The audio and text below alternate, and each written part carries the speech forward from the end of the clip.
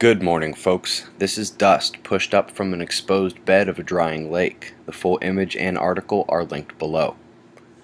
Buoys in event mode, starting with my favorite buoy, south of Bali. Just a minor deviation, could have been anything. Up near Alaska, we are back at the buoy showing similar readings to this on and off for weeks. This is only a few feet. Top quakes of the day include 5-pointers in Sumatra, Papua New Guinea, and Peru. Shifting to severe hailstorm in former Soviet Georgia. Imagine if a state lost all its crops. Only difference is here they got provinces. India, Bangladesh, at this point the world knows what's on your doorstep.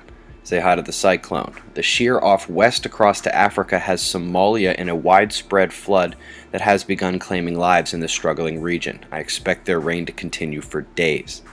Top Euro watch is Italy. Mediterranean really adding energy to the crossing cells. The northern intrusion is driving wind hard and knocking out power in Cornwall. Australia and New Zealand, the low over Tasmania, and the northern coastlines have the watches going forward. I disagree with the official government watch today. While Texas will indeed get severe weather, the convergence bends up to the Keystone State and will indeed produce thunderstorms and the possibility for more severe events from Wheeling through my old hometown of Pittsburgh and east through the state. Gamma burst, got this one coming from way south out of the Telescopium constellation. While yellow solar wind speed is holding, the density is way too high. This indicates that rather than a unique space weather impact, that it represents particles pushed out of the way of other CMEs. All these bits of ejecta here have an electromagnetic charge that can affect the field vector force on other solar wind particles or other heliospheric matter. These dense bursts, without speed taken this morning, suggest the X-flare CMEs that are beginning to reach 1 AU from the Sun but missing Earth to the east have plowed the road with us sitting on the sidewalk, if you get my meaning.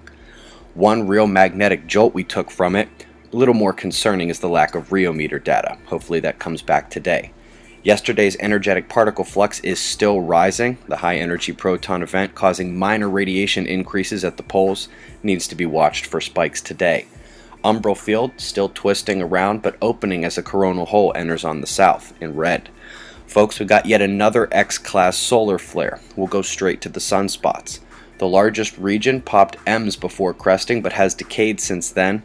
These are all beta spots with very little complexity otherwise. Then we have the new region, 11748. You will see a lot of change in short order as she crested into view. Such changes tend to occur when there are X-class explosions snapping your magnetic field around. Remember, delta spots are opposing polarity umbras closely held within the same penumbra. We're looking at this leading group right here, and perhaps there is a secondary delta in the middle of the spots. As you watch these images of that X-flare, CME, and a filament erupting on the southwest, know that this CME also appears that it will miss Earth. But today's eruptions, if any are to be had, may be glancing blow events. Enjoy the shots of our star, eyes open.